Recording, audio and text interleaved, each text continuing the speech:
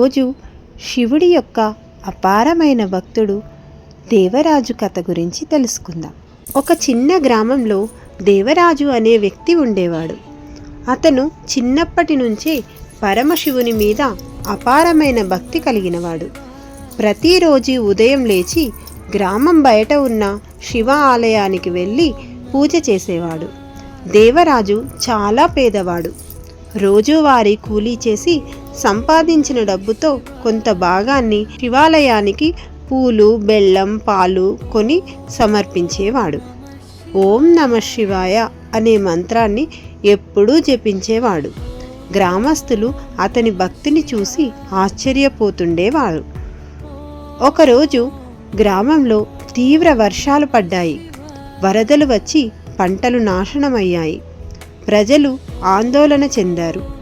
దేవరాజు మాత్రం ధైర్యంగా, శివుడు మనల్ని పరీక్షిస్తున్నాడు, మన విశ్వాసం కోల్పోవద్దు అని అందరినీ ధైర్యపరిచాడు. ఆ రోజు దేవరాజుకు ఒక స్వప్నం వచ్చింది. స్వప్నంలో శివుడు దర్శనమిచ్చి, నీ నిజమైన భక్తి నాకు చాలా ఇష్టం.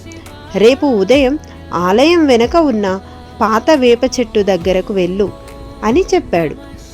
మరుసటి రోజు దేవరాజు అక్కడికి వెళ్ళి చూస్తే నేలలో ఒక చిన్న పెట్టె కనిపించింది.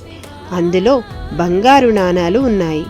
కానీ దేవరాజు ఆ నాణాలను తన కోసం ఉపయోగించకుండా గ్రామస్తుల పంటలు మళ్ళీ సాగు చేసుకోవడానికి సహాయం చేశాడు. ఆ తర్వాత గ్రామం మళ్ళీ సుభిక్షంగా మారింది.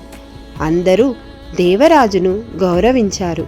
కానీ దేవరాజు మాత్రం వినమ్రంగా ఇది అంతా శివుని కృప అని చెప్పేవాడు. నిజమైన భక్తి మరియు నిస్వార్థ హృదయం ఉంటే దేవుడు ఎప్పుడూ మనతో ఉంటాడు. ఓం నమః శివాయ.